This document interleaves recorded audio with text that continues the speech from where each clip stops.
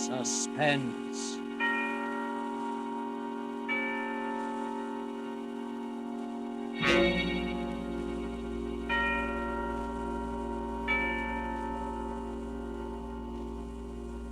This is the Man in Black, here again to introduce Columbia's program, Suspense. Our star tonight is Miss Mary Astor, one of Hollywood's most charming and resourceful actresses, and a lady who is no stranger to the art of keeping audiences in suspense. Ask anyone who saw her in The Maltese Falcon or Across the Pacific.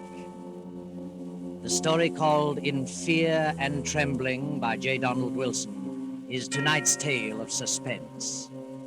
If you have been with us on these Tuesday nights, you will know that suspense is compounded of mystery and suspicion and dangerous adventure.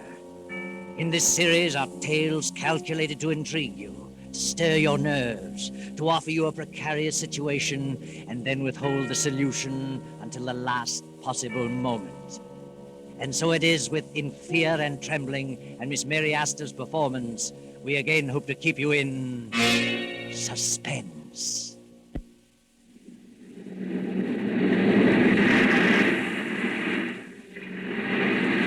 At the edge of the cliff, overlooking the sea, sits a gray stone mansion, weather-beaten by the storms of several decades.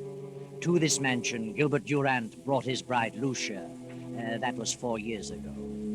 Gilbert and Lucia were quite happy until a year ago, when Lucia's half-sister Beverly came to live with them. Gradually, something began to happen. Lucia felt that some insidious horror was beginning to gnaw at her happiness. She began to know that Gilbert's ardor was beginning to cool.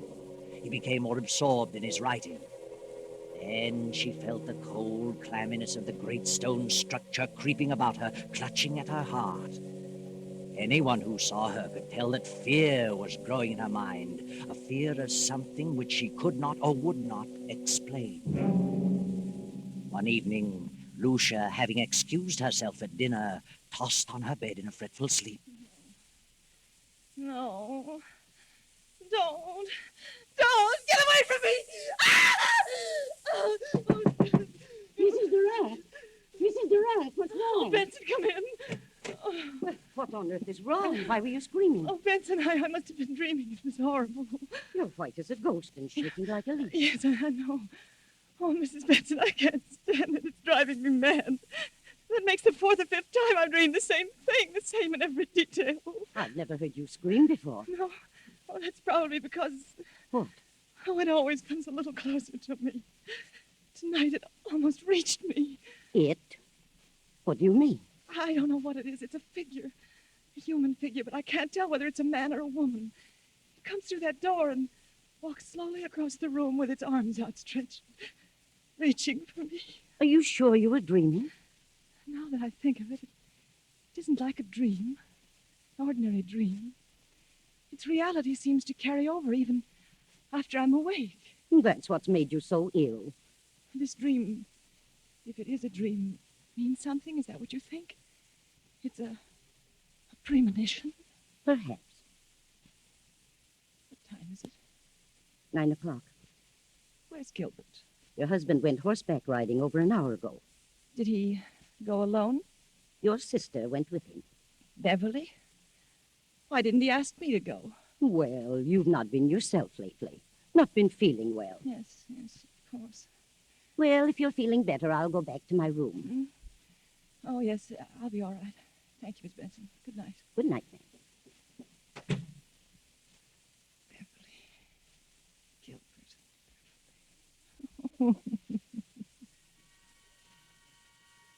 Lucia lay there for a while, staring wild-eyed at the patch of moonlight on the bedroom door, listening, waiting.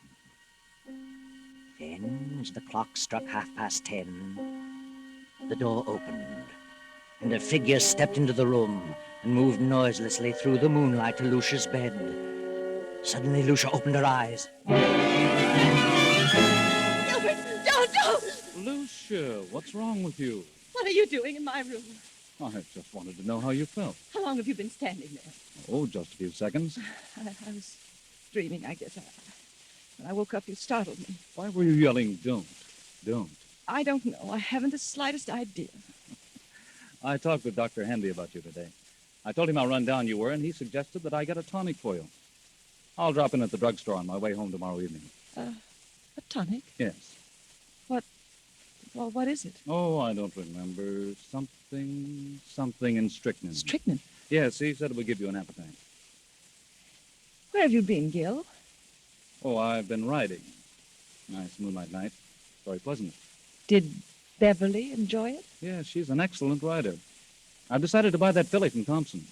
Going over there tomorrow afternoon. Is Beverly going with you? Yes. She's a good judge of horseflesh. Why? Nothing. I just asked. Well. Good night, Lucia. See you at breakfast? Yes. Good night. Something and strychnine. Something and strychnine.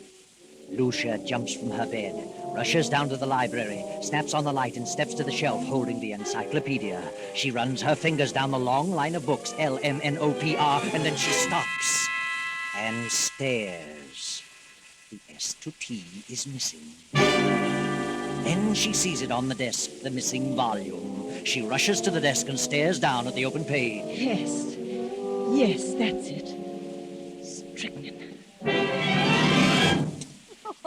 I'll tell you what, Beverly. I'll leave the deal entirely up to you. Up to me? Oh, Gil, that's not fair. Why not? Well, suppose she turns out to be a lemon. I don't think she will, because you're going to have the job of training her. Oh, you certainly flatter me. Not in the least. Oh. Good morning, Lucia. I just realized what time it was. You'll be leaving in a few minutes. Yes, it's 9 this very minute. Got to step on it. More coffee, Beverly? No, thanks. How do you feel, Lucia? Better. Much better. You better eat something. No, I can't. At least some coffee. Yes, I'll have some coffee. I've got to run. See you later, Lucia. Yes, Gil. And I'll see you this afternoon at 2, Beverly. Yes, I'll meet you in town at 2. Oh, Gil, don't forget Lucia's medicine. No, I won't. Bye, Lucia.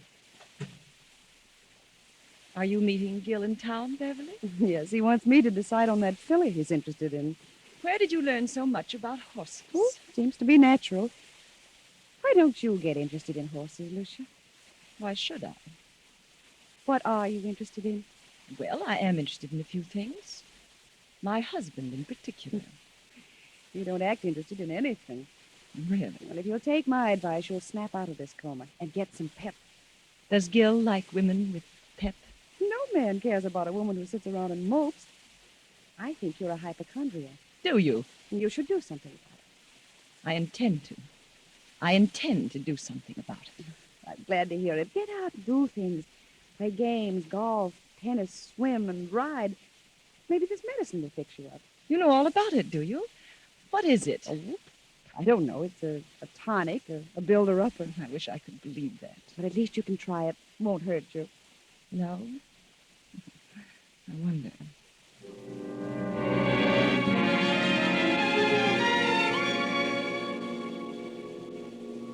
Oh, come in, Dr. Handy. Well, Lucia, why did you call me out here? What's wrong? I just couldn't make it into town. Oh, it can't be as bad as all that. Did Gilbert talk to you about me yesterday? I saw Gil for a few moments at the club during lunch. Said you were run down. Did you give him a prescription for me? Oh, never do that until I've examined the patient. You didn't give him a prescription. Well, no. What did you suggest for me? Oh, I don't know. Mentioned a few tonics he might get for you. Spoke of beef iron and wine and cherry and egg and... I don't remember what else. Then you mentioned nothing specifically. I don't think so. I see. Now, what seems to be wrong with you, Lucia? I don't know exactly, but something has been happening to me that, well, frankly, I'm afraid I'm losing my mind. We all feel that way at times. I'm serious. Things happen to me in the night. What sort of thing? At first I thought they were just nightmares, but when you have a nightmare, you wake up and the fear is gone. You realize the truth. But this vision that comes to me haunts me through the waking hours as well. Vision?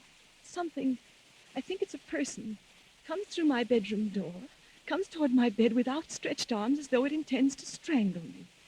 Each time it comes a little closer. And my fear is that eventually it will get to me before I wake up. See. You always dream the same dream?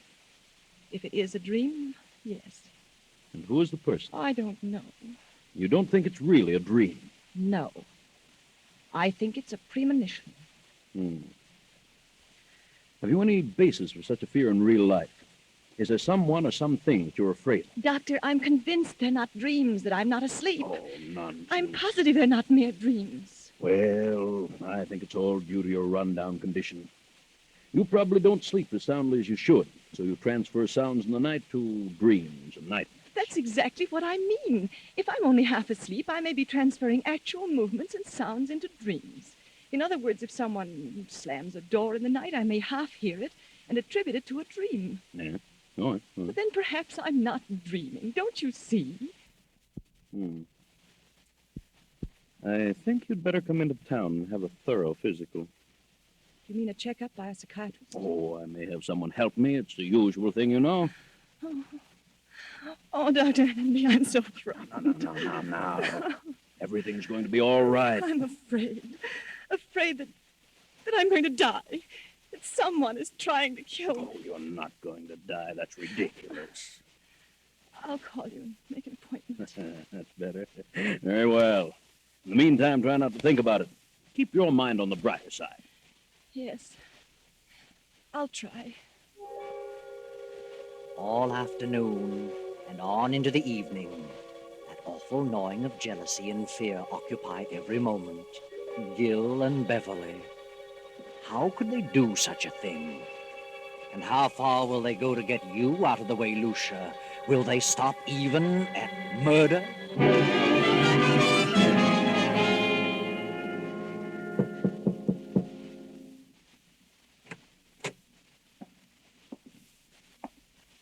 Are you asleep, Lucia? No, I'm not asleep. How are you feeling? I seem to have developed a headache. Have you eaten anything today? No, I didn't care for anything. Well, this will help you. Better take a dose now. I'll measure it for you. What is it? Well, it's the tonic. Did Dr. Hanby prescribe it? Yes. Yes, he did. Where's Beverly? Down in the library. Did you buy the horse? Yes, Beverly thought she was a fine animal. I didn't know Beverly knew so much about horses. She's a horsewoman after my own heart. Is she? Rides like the wind, too. She had intended to go home tomorrow. Is she staying on? She's got to. I wouldn't think of her leaving now. Why not? Well, for one thing, she's going to train the horse. And what else? Why, nothing else. Here, take this. It's a little bitter, but you'll get used to it. Gil, Go ahead, it won't hurt you. I don't want it. And why not? It has poison in it. I suppose it does have a little, yes. But only enough to act as a tonic. I don't want it. I won't take it. Are you going to act like a child? Take it and quit arguing. I won't. Take it, swallow it down. I can't take it. You're impossible, Lucia. I'm afraid. You need this medicine, but you're so confoundedly stubborn you'd rather sit around and mope all day. Very well, there it is. You can take it or not. I'm disgusted trying to help you pull out of this. Good night. No. Wait, Gil. I'll take it. I don't care whether you do or not. There. I've taken it. Terribly bitter. Well, that's more like it. Now take another dose around 11. Gil, where's Mrs. Benson? Why, I told her she could have the night off. But she might like to spend the evening in town. You let her off. Yes, she's been sticking pretty close lately. Yes, she has. Good night. Good night, Lucia.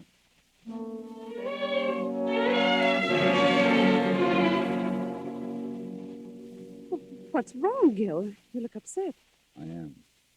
Lucia didn't want to take it. No? Why not? She's afraid of medicine. What are you going to do? She finally took a dose of it. But if I know her, she'll never take another drop. She's got to take it, Gil. You've got to figure out a way to make her take it. It can't be disguised. It's too bitter. Try something else. I'll try and coax her into it again. Isn't there something that tastes more pleasant or something you could put in milk or orange juice? I don't know. Well, I'll find something. Of course you will. You've got to. She's... Wait a minute. There's someone listening outside the door. Oh, sir. Well, Benson, What are you doing standing here in the dark? Why, I was just going upstairs to see if Mrs. Durant wanted anything before I went out. I see. By the way, I'm staying home for a couple of days, and I thought that since you've been staying so close to the job, you'd welcome a few days' leave. Leave? Why, yes.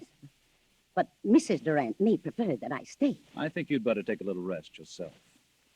You needn't come back till Friday. But I don't need a rest. You come back Friday. Yes, very well, sir. But that night, for once, the good Mrs. Benson disobeys orders. A few minutes before 12, she returns to the mansion. No lights are burning, so she makes her way quietly through the back entrance, slips up the stairs, and taps lightly on Lucia's bedroom door. Mrs. Durant? Mrs. Durant? Then she turns the knob, opens the door, and snaps on the light. Mrs. Durant, are you here? Then Benson steps quickly toward the bed. The bed is empty, but a horrible sight meets her eyes. Blood! Blood all over the bed. Oh. Oh. Get me the police department.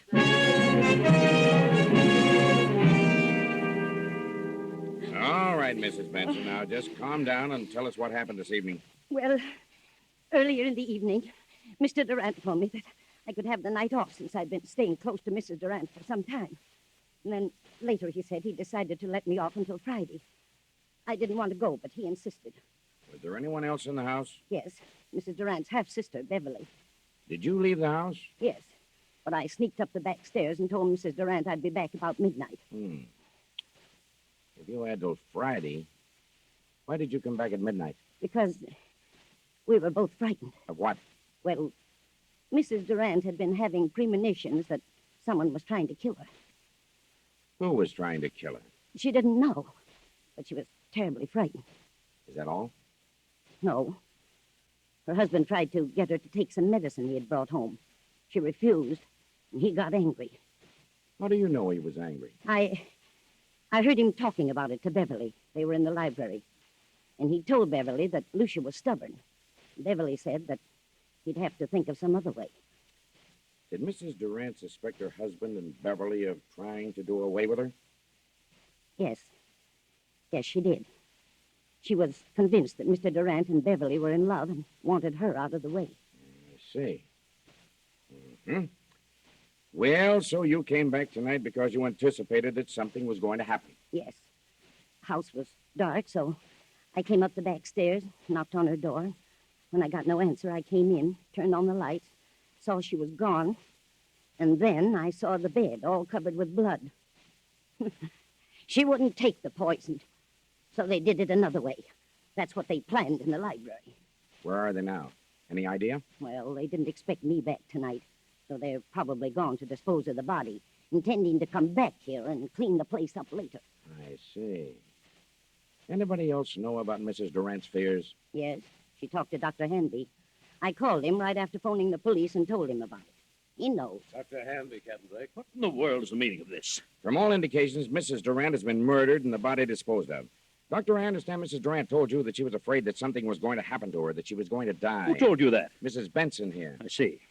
Well, she did call me in this morning. She'd been having strange dreams. Premonitions, she called them. I called them hallucinations. Who do you think it was? Well, she couldn't tell whether it was a man or a woman, but someone was always approaching her bed with outstretched arms, trying to choke her. Do you think it was more than a dream? She was a sort of hypochondriac. I asked her to come into town where I could give her a thorough examination. I didn't take her story too seriously, but this certainly puts a different slant on the entire picture. Yes. We haven't found the body, but I have men out looking now. We'll find it. Here's Mr. Durant and his sister-in-law. They found them about half-mile down the beach. Oh, how are you, Durant? What in the world goes on here? What's wrong, Doctor? Take a look at that bed. Lord. What happened? Lucia. Where is she? We thought you might enlighten us on that point. What do you mean? Where is she? Is Lucia dead? Oh, Gil, what? What happened? We think your wife has been murdered. Murdered? But what are you doing here, Mrs. Benson? I thought you were gone till Friday. Why did you tell her to go until Friday? Why, I thought she needed a rest. She'd been having long hours. Where is Lucia? Where have you and your sister-in-law been? Why, I slipped upstairs and saw Lucia was asleep, so we decided to take a little ride down the beach. It was still early. Mm-hmm. Didn't take anything with you? Certainly not. What do you mean by that? What would we take? I don't know. I just asked. Did you two try to get Lucia to take some medicine? No. Wait a minute, Beverly. That won't do any good. Yes, we did. Lucia was run down and needed a tonic, but she refused to take medicine. Why did she refuse? I don't know. Maybe she was afraid of being poisoned. Poisoned? But why should I want to poison her? Lucia was my wife. How long has your sister-in-law Beverly been here with you? Well, I don't know. Quite some time. Just a minute. Are you inferring that Gil and I... I'm not inferring anything. I merely asked you a question. Oh, Gil, tell him that... Just a moment, Beverly. Mrs. Benson, what have you been saying? What did you tell them? I told them the truth. You think I planned to kill Lucia? Is that it? Yes, you and this woman. You're out of your mind. You tried to get her to take some medicine. She knew you were in love with her sister and that you were trying to poison her. And how did she come to that conclusion? She had premonition. That means nothing. And besides, I heard you talking, you and Beverly, planning the whole thing. What? She's lying. I heard you. And when you realized Lucia wouldn't take the medicine, Beverly said you'd have to think of some other way. Some other way to what? To get rid of her. To kill her. There must be some... Dr. Hanby, you know better than this. Do you think I had a reason back of wanting to know about various medicines? Well, no, I didn't. Not at the time, but now... Now what? Well, I'm sorry to say it all adds up to something suspicious. Seems more than just coincidental. Do you think I killed Lucia? Look about you. Look at the room. What else am I to think? What was the tonic you tried to give your wife? It had strychnine in it. That right, Durant? Oh, yes. It was one of the things Dr. Hanby mentioned. It was iron, quinine, and strychnine. Did you mention that, Doctor? Well, suppose I did. It's a commonly known tonic. Did you add anything else to it, Durant? Certainly not. How about it, Sergeant? What's the report? The bottle contained iron, quinine, and strychnine, and a heavy content of arsenic. Arsenic? But that isn't possible. I put nothing in it. Where would I get arsenic? It was in there just the same. Good heavens. Doctor, this isn't true. You know it isn't. I hate to say it, Gil. But the evidence looks bad for you. Benson knows what this is all about. She's lying. She knows Gil wouldn't do such a thing. She's back of it all. Why? I don't know. But believe me, I'll find out if I have... That'll do. Under the circumstances, I think you'd all better come down to headquarters so we can keep you separated. Come on. And no more talking. After 48 hours, hours of relentless grilling, endless questioning, Gil and Beverly are released on a writ of habeas corpus. Weeks go by, and Lucia's body has not been discovered, so the district attorney makes a public announcement that no murder charges can be preferred against them due to lack of corpus delicti, the failure to produce the body, Lucia's body. Then one evening, Beverly and Gil talked in the library. Beverly, I want you to know how wonderful I think you've been. You stuck right beside me, never lost your nerve, and, well, you're one girl in a million. Oh, thanks, Gil, but it isn't over yet.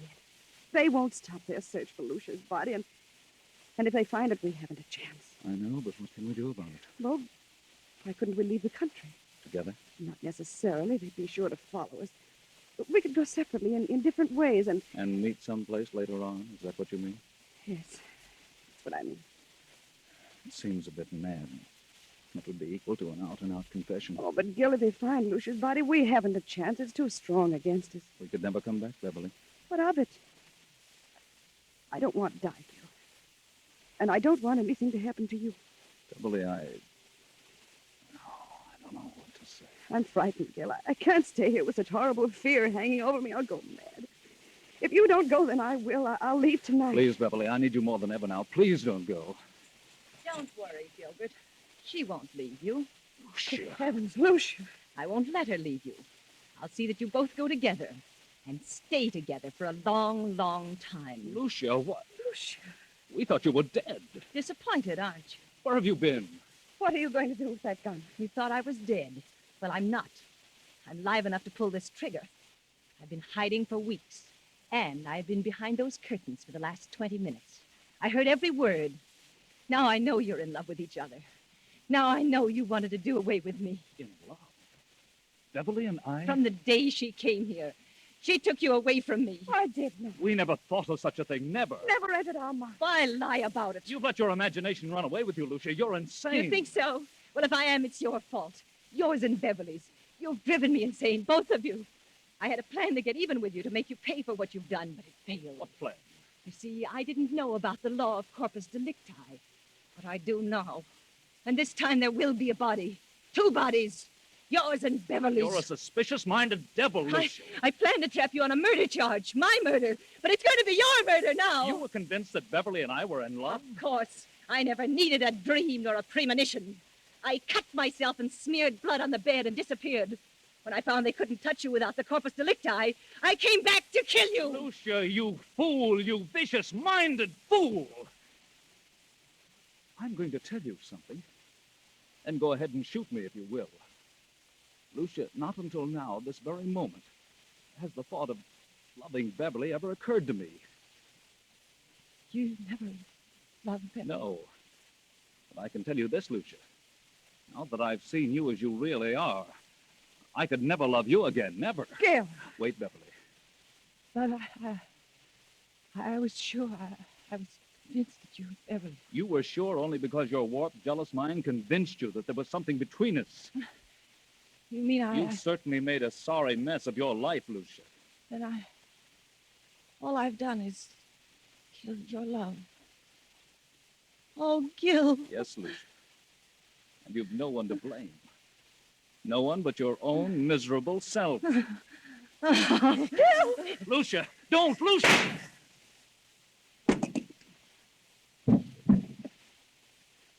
Oh, Gil. Gil! Yes, Beverly. But it's probably the best thing for her. And for us.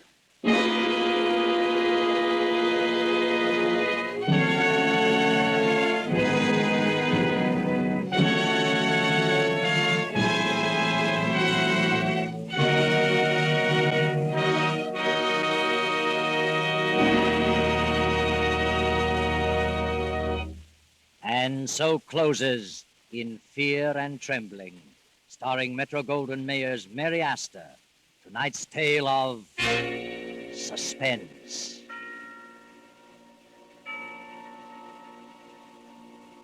The broadcast originated in Columbia Square in Hollywood. This is your narrator, the Man in Black, who conveys to you Columbia's invitation to spend this half hour in suspense with us again next Tuesday, when another of the screen's lovelier leading ladies, Geraldine Fitzgerald, will star in the uneasy drama called Will You Walk Into My Parlor? William Spear, the producer, Ted Bliss, the director, Bud Gluskin, the musical director, Lucian Morowick, the composer, and J. Donald Wilson, the author, collaborated on tonight's Suspense.